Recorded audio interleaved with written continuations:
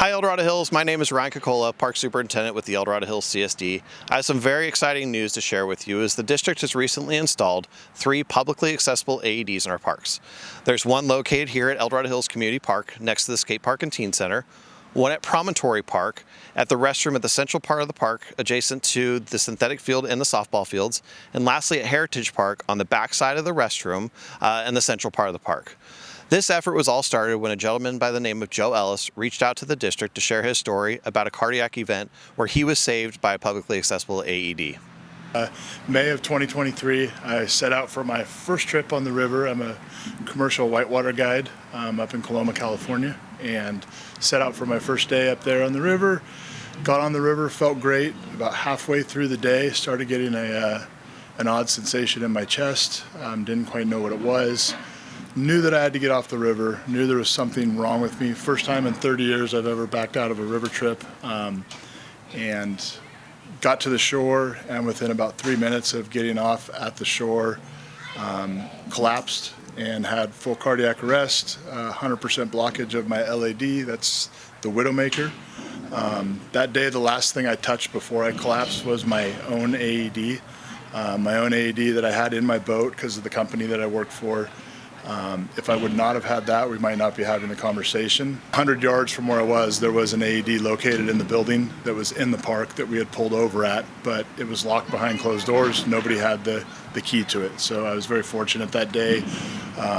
One shock delivered within 4 minutes. They had it on me, shock delivered within 4 minutes, and EMS showed up about 20 minutes later. So that speaks to kind of the timelines that happened.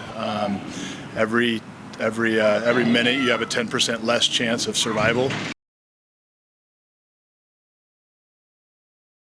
In a lot of these buildings, we do have AEDs stationed, but at that point, at 5 o'clock in the afternoon, we go home. People are still using these parks. Public is still moving around, still playing tennis, still playing pickleball, still skateboarding, and we need to make sure those are accessible. And the reason they need to be accessible is because, like I said, that 4 minute window, that 3.5 to 4 minute window is kind of that golden moment where you have a 70% chance of survival under 4 minutes. Every minute thereafter, you're looking at about a 10% less chance. So you're talking 6 to 7 minutes, and it's a 100% chance.